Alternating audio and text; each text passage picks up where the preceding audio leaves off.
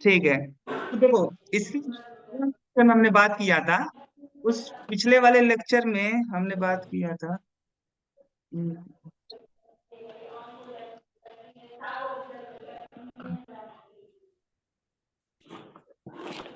हम्म,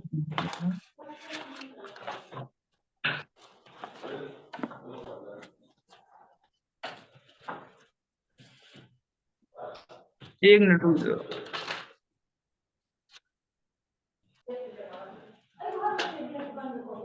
देखो इससे पिछले वाले लेक्चर में हमने बात किया था एक्सटेंट ऑफ एब्जॉर्प्शन को लेकर के। तो मैंने बताया था कि अगर कहीं पे एब्जॉर्प्शन हो रहा है, एक्सटेंट ऑफ एब्जॉर्प्शन, एड्जॉर्प्शन, तो मैंने बताया था कि अगर कहीं पे एड्जॉर्बेंट सबस्टांस किसी एड्जॉर्बेंट सरफेस पे एड्जॉर्ब हो रहे हैं, तो कितना ज्यादा एड्जॉर्बेंट किसी एड्जॉर्बेंट सरफेस पे एड्जॉर्ब होगा, इसको कई सारे फैक्टर अफेक्ट करते हैं। ठीक है, extent of adsorption, extent of adsorption. तो हमने इसके बारे में बात किया था कि डिफेक्ट, हम बात कर रहे थे फैक्टर के बारे में, the factor which affect, affect extent of adsorption, extent of adsorption। ठीक है, तो हम इस टॉपिक को लेकर बात कर रहे थे। तो मैंने पहला जो फैक्टर बताया था वो था टेम्परेचर। ठीक है, तो टेम्परेचर में मैंने बताया था कि टेम्परेचर कैसे एक्सटेंट ऑफ एब्जॉर्प्शन को अफेक्ट करती है। तो अगर मैं बात करूं टेम्परेचर को लेकर के कि अगर हम टेम्परेचर को वेरी करें तो एक्सटेंट ऑफ एब्जॉर्प्शन किस तरीके से अफेक्ट होगा। तो इसमें मैंने बताया था कि देखो एब्जॉर्प्शन दो टाइप के होते हैं, एक फिजिकल एब्जॉर्प्शन और दूसरा केमिकल एब्जॉर्प्शन। ठीक है, अब डिपेंड करेगा कि देखो टेम्परेचर बढ़ाने पे एक्सटेंट ऑफ एब्जॉर्प्शन किस तरीके से वेरी करेगा, या डिपेंड करता है कि एब्जॉर्प्शन किस टाइप का है, फिजिकल एब्जॉर्प्शन है कि केमिकल एब्जॉर्प्शन है। ठीक है, एक मिनट रुक जाओ, फोन आ रहा है। यस। तो देखो हमने बात किया था टेम्परेचर को लेकर के कि टेम्परेचर किस तरीके से अफेक्ट कर सकता है एक्सटेंट ऑफ एब्जॉर्प्शन को। तो मैं बताया था कि एब्जॉर्प्शन दो टाइप के होते हैं, फिजिकल एब्जॉर्प्शन और केमिकल एब्जॉर्प्शन। ठीक है, अगर मैं बात करूंगा यस सर। फिजिकल एब्जॉर्प्शन को लेकर के, तो मैंने बताया था कि जो फिजिकल एब्जॉर्प्शन में क्या होता है कि जो फिजिकल एब्जॉर्प्शन होता है वो लो टेम्परेचर पे फेवरेबल होता है। ठीक है, जैसे जैसे आप टेम्परेचर बढ़ाते जाते यस। हो एक्सटेंट ऑफ एब्जॉर्प्शन क्या होता है, घटता जाता है। ठीक है, क्योंकि वहां पे क्या यस। होता है कि जब आप यस। टेम्परेचर देने लगते हो, बढ़ाने लगते हो, तो पार्टिकल जो एब्जॉर्बेंट पार्टिकल होती है इनकी काइनेटिक एनर्जी बढ़ जाती है, और उससे क्या होता है वह जिस सरफेस पे एब्जॉर्ब हुए हैं वो वापिस छोड़ करके चले जाते हैं, यानी डिजॉर्प्शन फेवरेबल होने लगता है, डिजॉर्ब होने लगता है। एब्जॉर्प्शन के बदले क्या होने लगता है, डिजॉर्प्शन फेवरेबल होने लगता है अगर ज्यादा टेम्परेचर देने लगोगे। तो मैंने यहाँ पे ग्राफ बनाया था, इस तरीके का ग्राफ आया था। इसमें इस एक्सिस पे मान लो मैं वाई एक्सिस पे एक्सटेंट ऑफ एब्जॉर्प्शन, और एक्सटेंट ऑफ एब्जॉर्प्शन को हमने रिप्रेजेंट किया था एक्स बाई एम से। What is X, X is amount of absorbent और M is absorbate. Mass of absorbent. ठीक है, unit mass of absorbent, yes sir.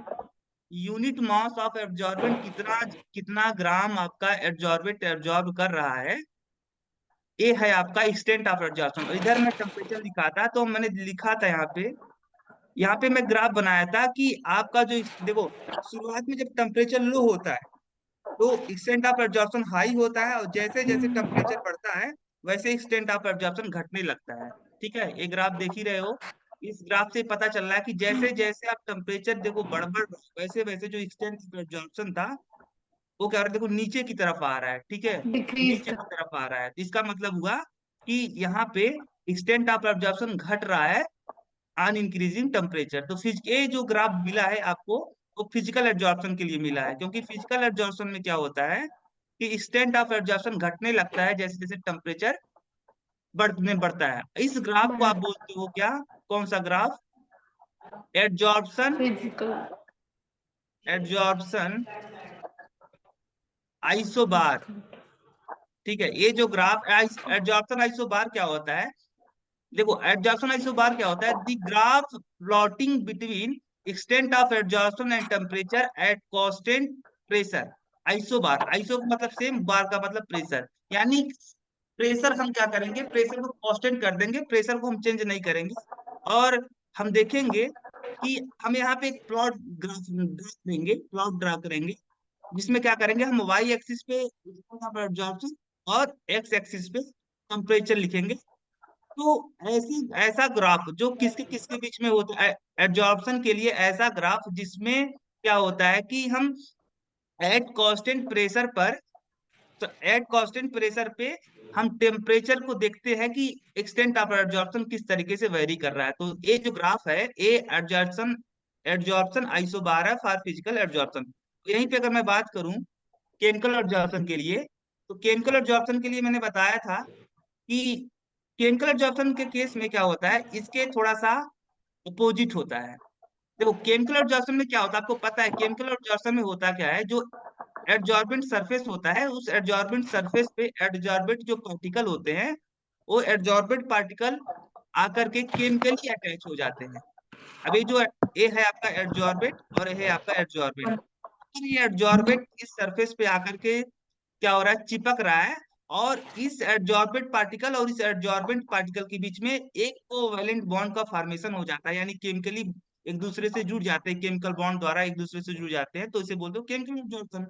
अब बॉन्ड का फॉर्मेशन हो रहा है कहाँ पे, केमिकल एब्जॉर्प्शन में, बॉन्ड फॉर्मेशन। अब आपको पता है अगर बॉन्ड का फॉर्मेशन हो रहा है तो कहीं ना कहीं एडजॉर्बेंट और एडजॉर्बेंट के बीच में क्या हो रहा है, रिएक्शन हो रहा है।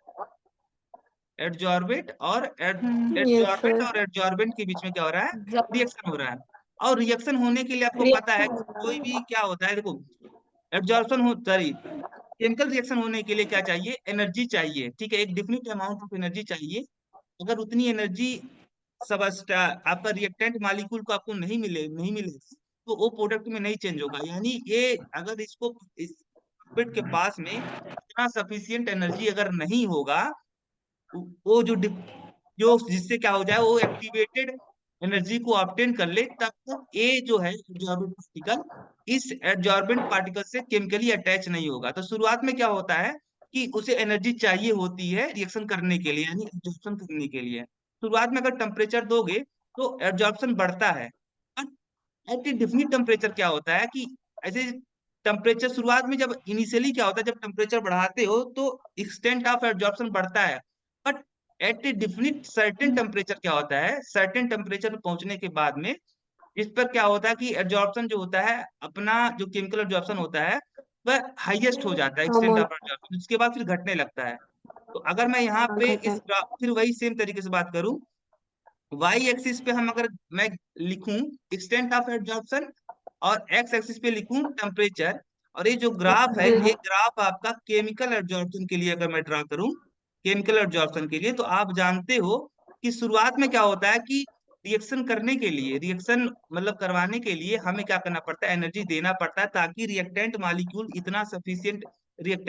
के पास में इतना सफिशियंट एनर्जी हो जाए कि वह एक डिफिनिट एनर्जी, या जिसे आप बोलते हो एक्टिवेशन एनर्जी, उस एक्टिवेशन एनर्जी को ऑब्टेन कर ले और प्रोडक्ट में चेंज हो जाए।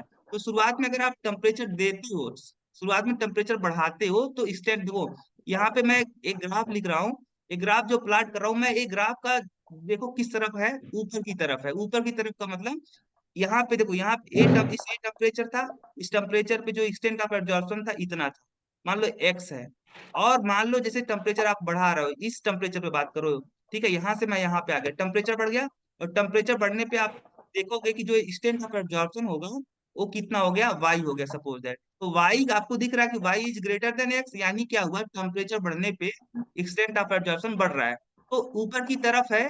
और यहाँ पे क्या हो रहा है, इनिशियली जैसे जैसे टेम्परेचर बढ़ाते हो एक्सटेंट ऑफ एब्जॉर्प्शन बढ़ता है, और एक डिफिनिट टेम्परेचर पे क्या होता है, एक्सटेंट ऑफ एब्जॉर्प्शन हाईएस्ट हो जाता है। देखो यहाँ पे बढ़ते बढ़ते क्या हुआ, अपने मैक्सिमम पोजीशन पे पहुंच गया।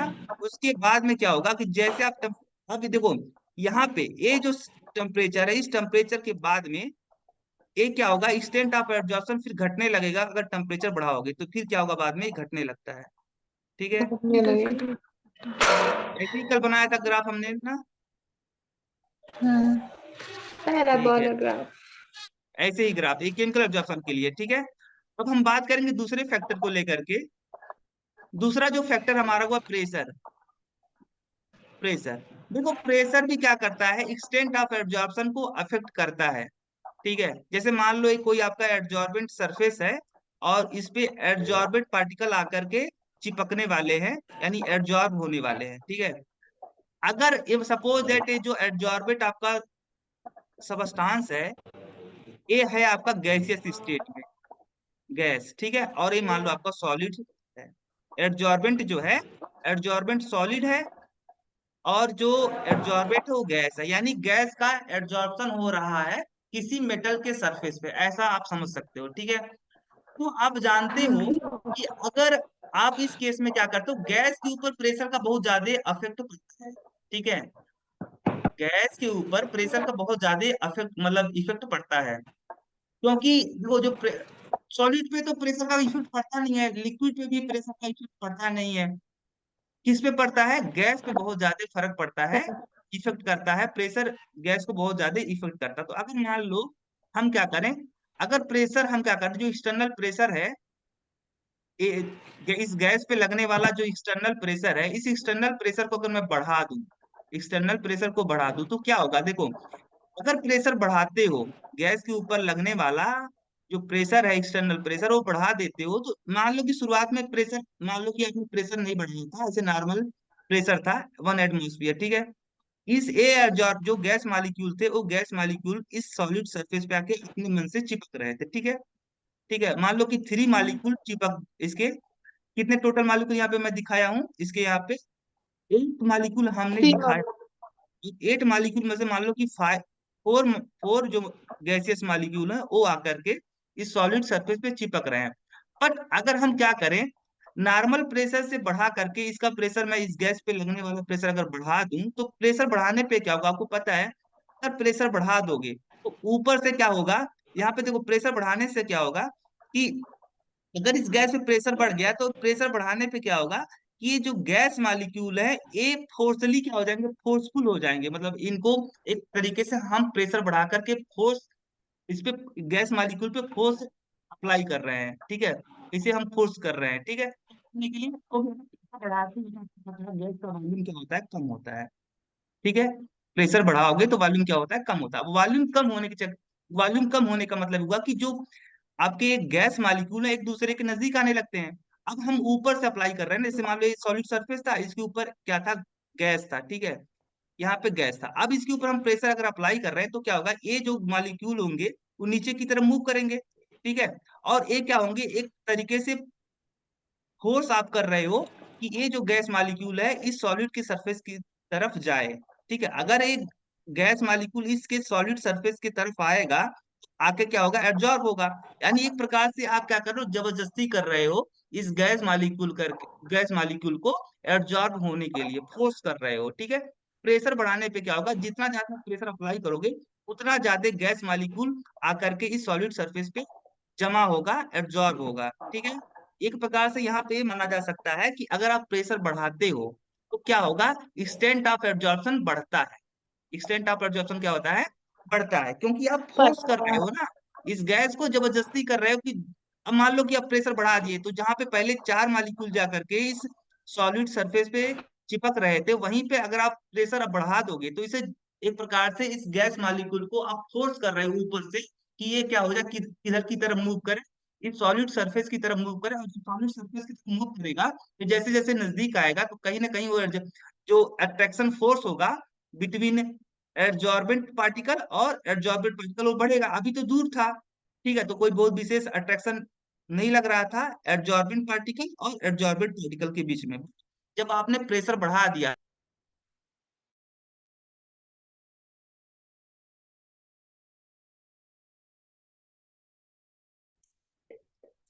Hello, yes sir. अरे वो क्या था सर ना, क्री- 1 मिनट 1 मिनट, क्या? अरे वो टाइमिंग होता है ना जूम का, यस सर। इसी कारण से वो अच्छा। रुक गया था, फिर से हो गया है, फिर से चलेगा। ठीक है। तो हम बात कर रहे थे कि अगर मान लो आपका जो एडजॉर्बेंट है वो एडजॉर्बेंट आपका सॉलिड है कोई, ठीक है, क्या है, सॉलिड है। यस जो सॉलिड। एडजॉर्बेंट का काम कर रहा है वो सॉलिड का काम, सॉलिड है, सॉलिड स्टेट में है, यानी कोई सपोज दैट मेटल है, ठीक है। अब इस मेटल के सरफेस के ऊपर गैस मॉलिक्यूल का एब्जॉर्प्शन हो रहा है, यानी जो गैस है, कोई भी गैस सपोज दैट, वो गैस क्या हो रहा है यहाँ पे इस मेटल के सरफेस के ऊपर यानी एब्जॉर्प्शन हो रहा है, यानी यहाँ पे एक हमने स्पेशल एब्जॉर्प्शन बताया था, अकुलेशन। अकुलेशन का मतलब क्या होता है कि ऐसा एब्जॉर्प्शन प्रोसेस जिसमें एब्जॉर्बेंट का काम करे सॉलिड और एब्जॉर्बेंट का काम करे गैस, ठीक है। अब यहीं पे वो सेम कंडीशन हो रहा है कि यहाँ पे देखो जो आपका एब्जॉर्बेंट है वो सॉलिड है, और जो एब्जॉर्बेंट है वो क्या है, आपका गैस है। अब हो क्या रहा है, आपको पता है कि जो प्रेशर का इफेक्ट पड़ता है वो गैस पे सबसे ज्यादा फर्क, मतलब गैस के ऊपर प्रेशर का इफेक्ट बहुत ज्यादा पड़ता है। अब मान लो कि शुरुआत में यहाँ पे एक गैस है आपका, एक गैस के पार्टिकल को मैं यहाँ पे शो कर रहा हूँ, गैस के मॉलिक्यूल को, और ये सॉलिड सरफेस है। तो मान लो शुरुआत में क्या था कि ऐसे नॉर्मल प्रेशर था, इस गैस के ऊपर लगने वाला जो एक्सटर्नल प्रेशर था वो नॉर्मल एटमॉस्फेरिक प्रेशर था 1 atm था। तो मान लो कि ये जो गैस के मॉलिक्यूल थे, 8 मॉलिक्यूल टोटल, मान लो कि जो टोटल मॉलिक्यूल थे, total number of molecule of gas वो 8 थे, और 8 मॉलिक्यूल में से 4 मॉलिक्यूल क्या हो रहे थे, आकर के इस सॉलिड सरफेस से चिपक रहे थे, ठीक है। अब होगा ठीक क्या, है। शुरुआत में 8 में से केवल 4 मॉलिक्यूल क्या हो रहे हैं, गैस के सॉलिड के सरफेस पे चिपक। आकर के एब्जॉर्ब हो रहे हैं। अब मान लो इस गैस के ऊपर लगने वाला प्रेशर अगर आपने बढ़ा दिया, एक्सटर्नल जो प्रेशर था वो बढ़ा दिया, प्रेशर बढ़ाने पे क्या होगा, जैसे ऊपर से अगर मान लो ये आपका किसी कंटेनर में रखा हुआ था, या मान लो कि ये जो गैस है इस गैस के ऊपर लगने वाला आपने क्या किया, प्रेशर बढ़ा दिया, तो प्रेशर बढ़ाने पे क्या होगा, एक गैस जो मॉलिक्यूल होंगे, ऊपर से आप प्रेशर लगा रहे हो, इसके ऊपर लगने वाला जो प्रेशर है वो बढ़ा दिया, तो प्रेशर बढ़ाने पे क्या होगा कि ये जो गैस मॉलिक्यूल है किधर की तरफ मूव करेंगे, नीचे की तरफ मूव करेंगे, ठीक है। अब मान लो कि नीचे की तरफ अगर मूव करेंगे तो जैसे जैसे नजदीक आएंगे, जैसे जैसे नीचे की तरफ मूव करेंगे, कहीं ना कहीं ये जो एब्जॉर्बेंट पार्टिकल है और एब्जॉर्बेंट जो पार्टिकल है, एब्जॉर्बेंट पार्टिकल और एब्जॉर्बेंट पार्टिकल के बीच की जो दूरी होगी वो घटने लगेगी। जैसे जैसे डिस्टेंस घटेगा, जैसे जैसे एब्जॉर्बेंट पार्टिकल और एब्जॉर्बेंट पार्टिकल एक दूसरे के नजदीक आएंगे, वैसे फोर्स ऑफ अट्रैक्शन बढ़ने लगेगा, और फोर्स ऑफ अट्रैक्शन बढ़ेगा तो क्या होगा, एक प्रकार से कहीं ना कहीं जो मॉलिक्यूल होंगे, number of molecule which absorb on the solid surface वो भी बढ़ेगा, क्योंकि जानते हो कि एब्जॉर्प्शन के पीछे जो ड्राइविंग फोर्स होता है क्या होता है कि एब्जॉर्बिंग पार्टिकल और एब्जॉर्बिंग पार्टिकल के बीच में जो फोर्स ऑफ अट्रैक्शन होता है वही कारण होता है एब्जॉर्प्शन के लिए। तो अगर फोर्स ऑफ अट्रैक्शन बढ़ेगा तो क्या होगा, एक्सटेंट ऑफ एब्जॉर्प्शन भी बढ़ेगा। अब मान लो कि आपने बाहर से प्रेशर लगा करके क्या किया, इसको एक तरीके से फोर्स कर दिया, इसको फोर्सली आपने क्या किया, मूव करने के लिए फोर्स कर दिया इस गैस मॉलिक्यूल को। तो मान लो कि आप प्रेशर बढ़ाए, जहां पे पहले केवल 4 मॉलिक्यूल जा करके इस सॉलिड सरफेस पे एब्जॉर्ब हो रहे थे, वहीं पे जब आपने प्रेशर बढ़ा दोगे तो कहीं ना कहीं जो नंबर ऑफ पार्टिकल होंगे वो उनकी संख्या बढ़ जाएगी जो इस सॉलिड सरफेस पे आकर चिपकने वाले होंगे, ठीक है। Yes sir. तो मान लो कि प्रेशर बढ़ाने पे क्या हो रहा है कि 4 मॉलिक्यूल पहले एब्जॉर्ब हो रहे थे नॉर्मल प्रेशर पे, और जब प्रेशर उसने बढ़ा दिया तो मान लो कि 6 मॉलिक्यूल आकर के क्या हो रहा है, इस 8 में से 6 मॉलिक्यूल क्या हो रहा है, इस सॉलिड सरफेस पे आके एब्जॉर्ब हो रहे हैं, ठीक है। क्योंकि यस। आपने तो फोर्स इसे क्या कर दिया कि इसे मतलब मजबूर कर दिया मूव करने के लिए, गैस गैस के मॉलिक्यूल को सॉलिड सरफेस की तरफ, ठीक है। जैसे जैसे नजदीक आएगा वैसे वैसे फोर्स ऑफ अट्रैक्शन बढ़ेगा, फोर्स ऑफ अट्रैक्शन बढ़ेगा तो कहीं ना कहीं वो एक्सटेंट ऑफ एब्जॉर्प्शन क्या होगा, बढ़ने लगेगा, ज्यादा से ज्यादा मॉलिक्यूल आकर के इसके सरफेस पे चिपकने लगेंगे। तो प्रेशर बढ़ाने पे क्या होगा, एक्सटेंट ऑफ एब्जॉर्प्शन बढ़ेगा। तो यानी pressure are directly proportional to extent of absorption. Extent okay of okay. Absorption, pressure बढ़ाओगे अच्छा। एक्सटेंट ऑफ एब्जॉर्प्शन क्या होगा, इंक्रीज करेगा, ठीक है। हम्म। अगर मैं यहाँ पे ग्राफ बनाऊं, देखो ये तो मैथमेटिक, ये हम ऐसे रफली समझ लिए कि प्रेशर कैसे, प्रेशर जो होता है कैसे, मतलब कि प्रेशर बढ़ाने पे एक्सटेंट ऑफ एब्जॉर्प्शन बढ़ जाता है। तो मैंने इसके पीछे रीजन, सिंपल सा रीजन बता दिया कि अगर आप प्रेशर बढ़ाते हो तो गैस को कहीं ना कहीं आप क्या कर रहे हो, मजबूर कर रहे हो मूव करने के लिए सॉलिड सरफेस की तरफ। ठीक है, तो सॉलिड सरफेस की तरफ जितने ज्यादा गैस मॉलिक्यूल मूव करेंगे उतना ज्यादा क्या होंगे, गैस करके उस सॉलिड सरफेस पे चिपकेगा, और जितना ज्यादा चिपकेगा उतने ज्यादा एक्सटेंट ऑफ एब्जॉर्प्शन होगा। ठीक है, ये हमने बस एक रफली आइडिया में ऐसे इस तरीके से बात किया। अगर मैं कहूं कि एक मैं यहाँ पे ग्राफ बनाऊं किसके किसके बीच में, देखो अभी हमने इससे पिछले वाला जो ग्राफ बनाया था वो बनाया था एडजॉर्प्शन आइसो बार, एडजॉर्प्शन आइसो बार। एब्जॉर्प्शन आइसोबार क्या था, the graph between extent of absorption and temperature at constant pressure. Isobar, isobar मतलब कांस्टेंट प्रेशर, कांस्टेंट प्रेशर पर एक्सटेंट ऑफ एब्जॉर्प्शन और टेम्परेचर के बीच जो ग्राफ था उस ग्राफ को बोल रहे थे एब्जॉर्प्शन आइसोबार। अब यहाँ पे जो हम ग्राफ बनाएंगे वो ग्राफ बनाएंगे, उस ग्राफ का नाम होगा adsorption isotherm, adsorption isotherm. Isotherm. देखो आइसो का मतलब क्या होता है और थर्म का मतलब क्या होता है, आइसो, एब्जॉर्प्शन आइसोथर्म। तो आइसो का मतलब होता है सेम, और थर्म का मतलब टेम्परेचर। यानी जी। अब हम क्या कर रहे करेंगे, टेम्परेचर को कांस्टेंट कर देंगे, यानी at a fixed temperature, temperature हम वेरी नहीं कराएंगे। ठीक है, जो है हम्म। वो वही टेम्परेचर रखेंगे। जैसे यहाँ पे हम क्या कर रहे हैं, एक स्टडी कर रहे हैं कि गैस, गैस के मतलब एक्सटेंट ऑफ एब्जॉर्प्शन पर प्रेशर का क्या इफेक्ट पड़ रहा है। तो हम क्या करेंगे, यहाँ पे जो भी वेरी करवाएंगे वो केवल प्रेशर वेरी करवाएंगे। ये जो टेम्परेचर है, जैसे मान लो मैंने 25 सेल्सियस पे इस मेजरमेंट को देख रहे हैं, इसको मेजर कर रहे हैं एक्सटेंट ऑफ एब्जॉर्प्शन को, टेम्परेचर वेरी नहीं कराएंगे। ठीक है, टेम्परेचर जो होगा वही होगा। अब मान लो कि हमने क्या किया, एक बार T1 प्रेशर पे देखा एक्सटेंट ऑफ एब्जॉर्प्शन आपका क्या था, एक्स था, एक्सटेंट ऑफ एब्जॉर्प्शन मान लो कि एम था। और मान लो प्रेशर हमने बढ़ा के P2 कर दिया, तो P2 बढ़ाने पर हमने प्रेशर बढ़ा के जब P2 किया तो मान लो एक्सटेंट ऑफ एब्जॉर्प्शन भी बढ़ जाएगा, तो मान लो एम हो जाएगा। ये ऐसा सपोज दैट कि आपने फिर क्या किया, प्रेशर घटा दिया, P3 कर दिया। जो P3 प्रेशर है वो P1 से भी कम है। अगर प्रेशर घटा दोगे, हाँ। अगर प्रेशर बढ़ाने पे एब्जॉर्प्शन बढ़ता है तो प्रेशर घटाने पे एक्सटेंट ऑफ एब्जॉर्प्शन घटेगा। तो मान लो कि इसका हम्म। जेड हो गया। ठीक है, इस तरीके से हम एक मतलब डाटा बना रहे हैं, और फिर डाटा बना करके हम फिर ग्राफ प्लॉट कर रहे हैं। ठीक है, ये यहाँ पे जो ग्राफ मिलेगा eight fix temperature, eight fix temperature हम जो प्लॉट ड्रा करेंगे, जो ग्राफ ड्रा करेंगे एक्सटेंट ऑफ एब्जॉर्प्शन और प्रेशर के बीच में। ठीक है, देखो वाई एक्सिस पे हम क्या कर रहे हैं, एक्सटेंट ऑफ एब्जॉर्प्शन को ड्रा कर रहे हैं, और एक्स एक्सिस पे क्या कर रहे हैं, प्रेशर को ड्रा कर रहे हैं। तो अगर मैं बात करूं, रुको,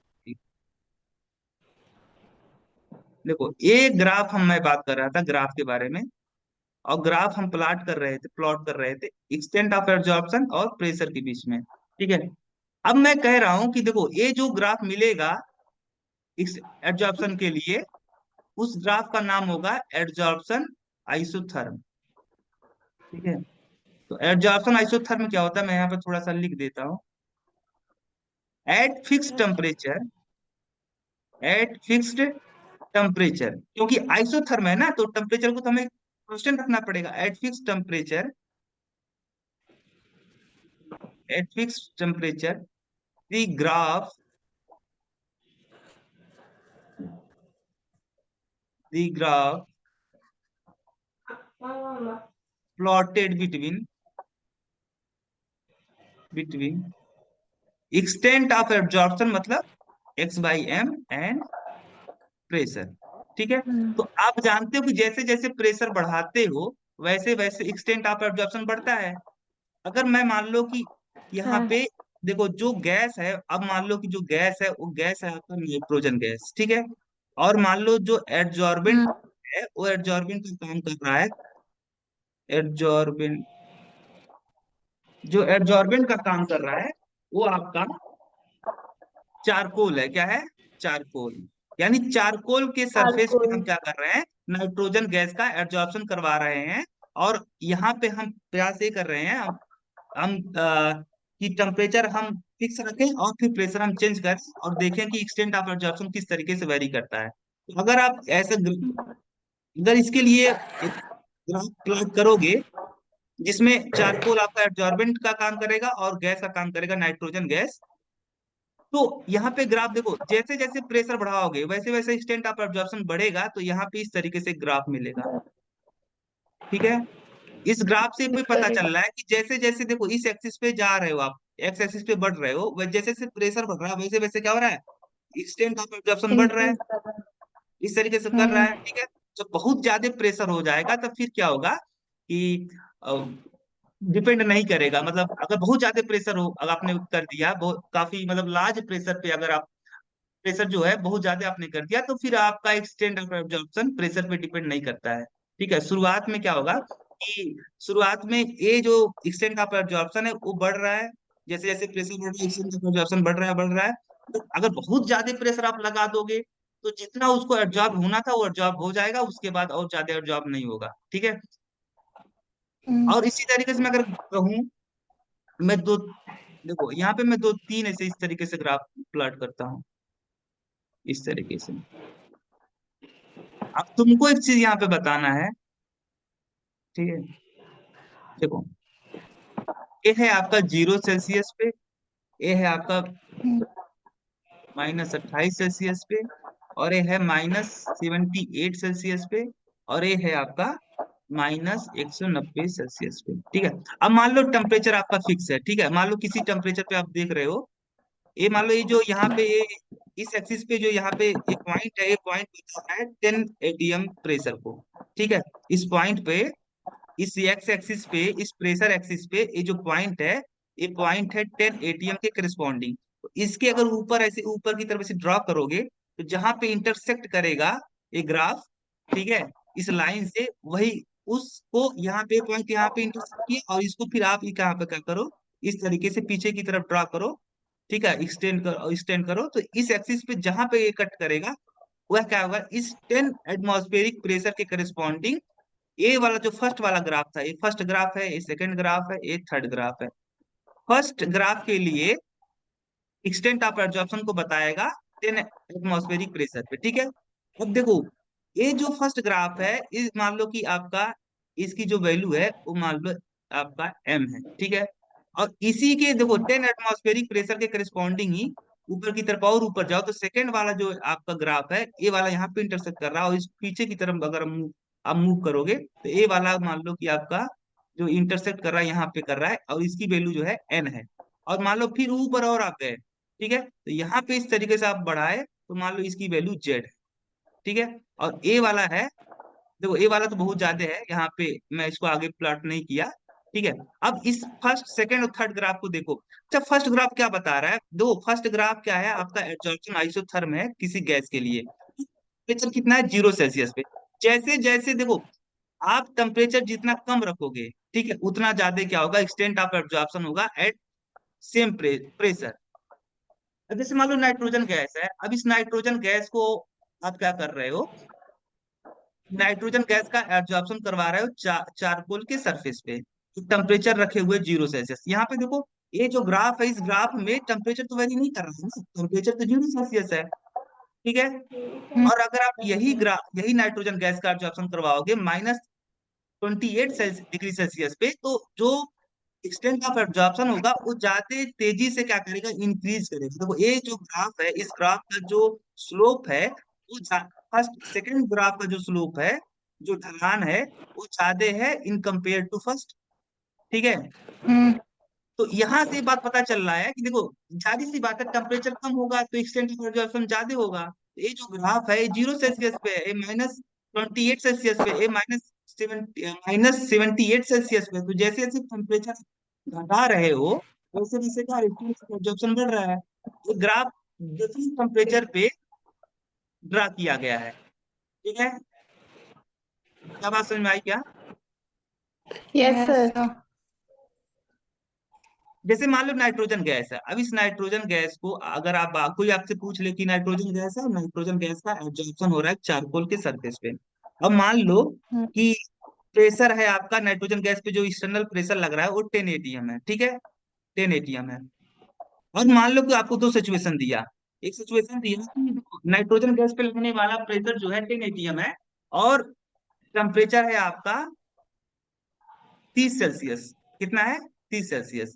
और सेकंड सिचुएशन दिया कि यही नाइट्रोजन गैस है, नाइट्रोजन गैस को वेरी नहीं करवा रहा है, ठीक है, जो एब्जॉर्बेंट है वो सेम है, और जो एब्जॉर्बेंट वो भी सेम है, वो चारकोल है।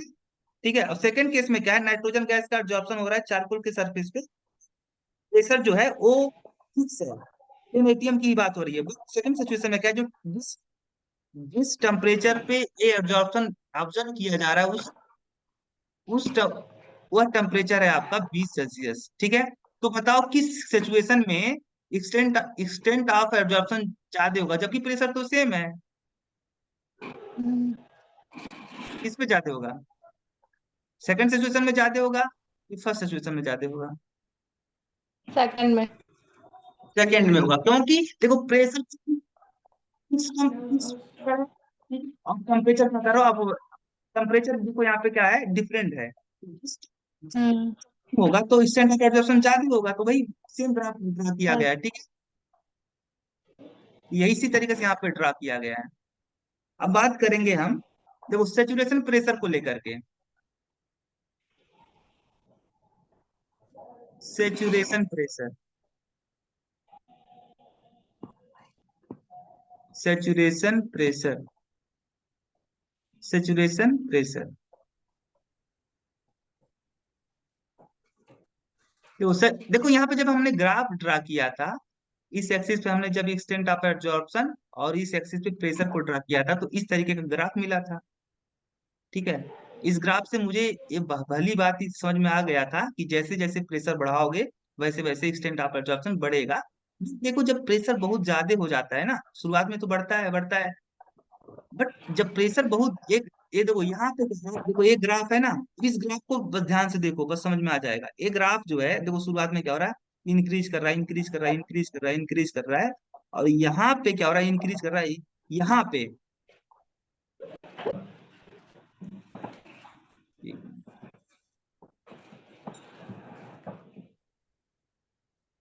देखो ये जैसे जैसे प्रेशर बढ़ रहा है वैसे वैसे एक ग्राफ ऊपर की तरफ मूव कर रहा है, यानी इंक्रीज कर रहा है। ठीक है, जैसे जैसे प्रेशर बढ़ रहा है वैसे स्ट्रेन ऑफ एब्जॉर्प्शन बढ़ रहा है, बढ़ रहा है, बढ़ रहा है।